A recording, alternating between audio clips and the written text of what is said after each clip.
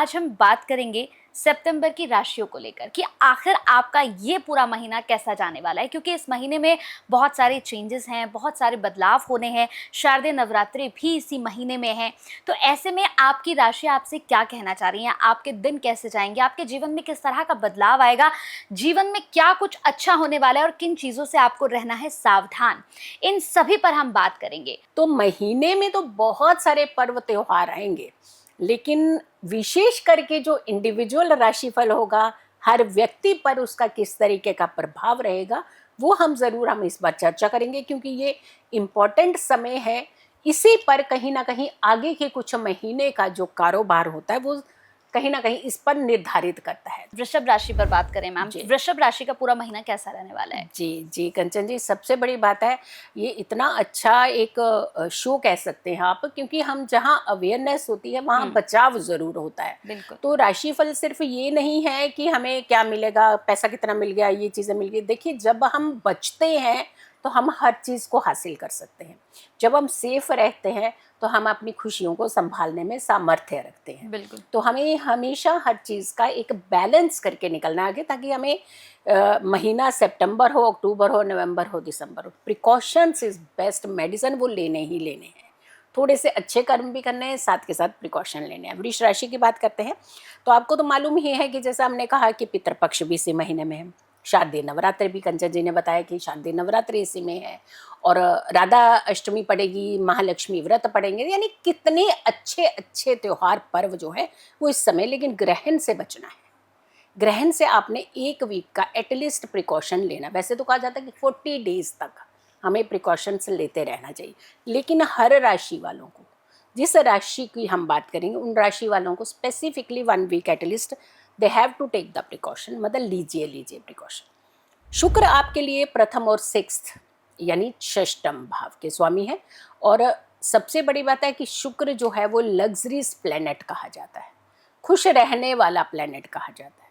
हर चीज़ इन्हें पसंद होती है, हर चीज़ का ये आनंद भी लेना चाहते हैं, लेकिन जहाँ प्रिकॉशंस लेने की बात आती है वहाँ पीछे क्यों हो जाते हैं? वहाँ तो आपको सबसे पहले प्रिकॉशन लेने चाहिए, क्योंकि सारी लग्जरीज संभालेंगे कैसे? अगर खतरे में आ जाएंगी तो फिर तो नहीं संभलेंगे ना। तो आपके लिए अगर हम शुक्र की ही बात करते हैं तो सबसे पहला प्लैनेट जो आपकी राशि का स्वामी, जो आपकी राशि को नेतृत्व करता है, जो आपकी राशि को रिप्रेजेंट करता है, वो 13 सितंबर से कर्क राशि में चल रहे हैं, और 13 सितंबर तक कर्क राशि में रहेंगे, और 14 सितंबर से सिंह राशि में चले जाएंगे, यानी तीसरा और चौथा भाव। अब तीसरा भाव क्या है? पराक्रम है हमारी। अब यहाँ पे शुक्र का जो कॉम्बिनेशन बनता है तो वो क्या करता है कि आपको घुमाने की तरफ ज़्यादा ध्यान देगा, काम नहीं करेंगे आप। तो काम का कॉम्प्रोमाइजेशन कैसे हो सकता है घूमने के साथ? घूमने को घूमने की जगह रखिए, काम को काम की जगह रखिए। तो बैलेंस इसी को तो कहते हैं। जब आपने घूमने जाना है तब काम का ना सोचिए, और जब आप काम का सोच रहे हैं तो फिर घूमने का दिमाग में विचार क्यों आता है? जैसे आपने देखा होगा कंचन जी, जब भी कोई शुक्र के वाले बच्चे होते हैं ना, उनके आगे किताब रख दो तो वो करेंगे मेरे दोस्त ने ना मुझे ऐसा कह दिया, यानी उनको उसी समय याद आएगा जब आपको हाथ में किताब पकड़ाई जाएगी। तो हमेशा देखिए, हर चीज का अपना एक समय होता है, उसे उसी समय के हिसाब से करिए। चलिए, थोड़ा बहुत इधर उधर होता है, हम ये नहीं कह रहे कि बिल्कुल ऐसा हो जाइए, ऐसे देखिएगा, ऐसे नहीं, लेकिन थोड़े प्रिकॉशंस की जरूरत हर किसी को जीवन में होती है। अब ये 3rd और 4th भाव की जहाँ बात आती है तो एक तो मदर के भाव के साथ इसका संबंध बन रहा है। सीधा जाएंगे, मम्मी पैसे दो, मुझे ये सामान खरीदना है। ऐसा क्यों भाई? Emergency by hook by crook जो एक डील आगे रख देते हैं ना बच्चे, यहाँ थोड़ा सा बचिएगा। बच्चे नहीं, बड़े भी करेंगे। सिर्फ बच्चों की बात नहीं हो रही, क्योंकि हम बच्चों को खाली टारगेट नहीं करेंगे। उन्होंने बोला आचार्य जी जो है बच्चों के ऊपर ही ऐसी बात करते हैं, बड़े भी ऐसी ही बात करेंगे, मुझे ये सामान लेना है। तो थोड़ा सा संभल करके चलिए, क्योंकि आप ही का पैसा, आपकी चीज़ें, आपकी फैसिलिटीज़। तो लेकिन उसको अगर सिस्टमेटिकली चलाएंगे तो बहुत अच्छा रहेगा। अगर हम सूर्य की बात करते हैं 16 सितंबर तक सिंह राशि में, फिर 16 सितंबर के बाद ये कन्या राशि में, और ये आपकी राशि का फिर अगेन जो हो गया वो 4th house, 4th and 5th। 4th house में सूर्य का कॉम्बिनेशन किसके साथ बन गया है? शुक्र के साथ बन रहा है। तो यानी यहाँ पर भी आपको थोड़ा सा संभलना है, जल्दबाजी नहीं कीजिएगा, थोड़ा सा प्रिकॉशनरी आप चलिएगा इस महीने में, स्पेशली क्योंकि इस महीने में थोड़ा सा उथल पुथल का अंदेशा जो है वो हो रहा है। मंगल की अगर हम बात करते हैं 28 जुलाई से कन्या राशि में और फिर उसके बाद 16 सितंबर से तुला राशि में। अगर हम मंगल की बात करें तो 5वां और छठा आपकी राशि के लिए, वृष राशि वालों के लिए 5वां और छठा भाव जो है ये कहीं ना कहीं एक्टिवेट कर रहे हैं। 5वें भाव में तो ठीक है, थोड़ा सा अग्रेसिवपन तो लेकर के आएगा। छठे भाव में बड़ा फायदा देगा आपको।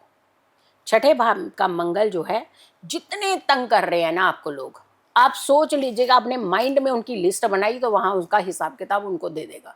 तो मंगल जो है वो इस बार आपको नहीं परेशान करेगा कि आप दूसरे के बारे में सोचिए, उनको इतना परेशान कर देगा कि आप इसके बारे में सोच ही क्यों रहे हैं। तो यानी आपको सिक्योर करेगा, क्योंकि दो ग्रह मंगल और बुध जो है 15 सितंबर तक कन्या राशि में एक साथ रहेंगे। अब अगर हम बात करते हैं बुध की बात करते हैं तो 15 सितंबर से कन्या राशि में, फिर उसके बाद 16 सितंबर से ये तुला राशि में जाएंगे।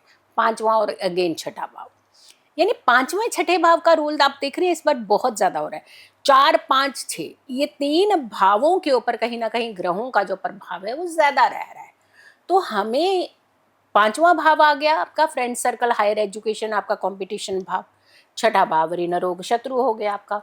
4th हाउस आपकी लग्जरीज है, यानी आपने अगर बैलेंस नहीं किया चीज़ों को तो दिक्कत होगी। अगर आपने चीज़ें संभाली तो आपको कोई तंग नहीं कर सकता, कोई ग्रह भी तंग नहीं कर सकता।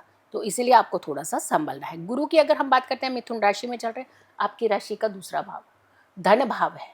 हमने कहा ना 4th हाउस लग्जरीज, 5वां हाउस आपका फ्रेंड सर्कल, इच्छाएं, ग्रीड, ये सब 4th हाउस आपको देगा। और उसके बाद जो है छठा भाव, इन तीनों के कॉम्बिनेशन के चलते कहीं ना कहीं आपका धन डिस्टर्ब हो जाएगा।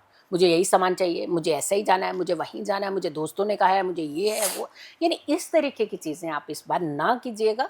थोड़ा सा संभल करके रहिएगा, क्योंकि दूसरे प्लेनेट भी देख लेते हैं। शनि जो है वो आपकी एकादश भाव के साथ कहीं ना कहीं संबंध बनाने वाले हैं, क्योंकि मीन राशि में एकादश भाव का शनि जो है धैर्य का प्लेनेट है। जहाँ बैठता है वहाँ रिजल्ट तो अच्छा ही देता है, यानी वो कहेगा बैलेंस करो, लेकिन द्वितीय भाव जो है वो कह रहा है कि खूब सारा उड़ाओ।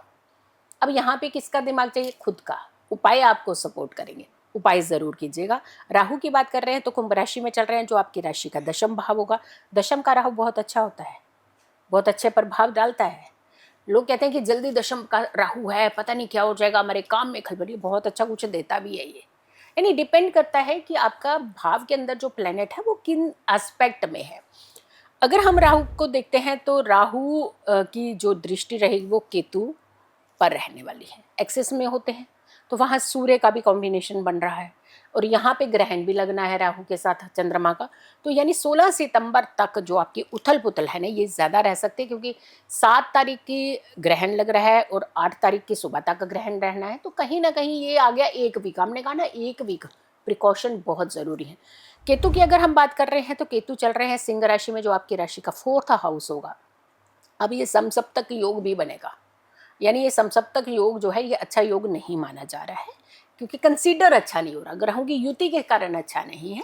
ऐसा नहीं है कि हम डर जाएं, अब घबरा जाएं, बहुत हार्ट बीट अपनी बढ़ा रहे हैं, ऐसा नहीं है, बट ये कि ये प्रभाव अच्छा नहीं माना जाता है।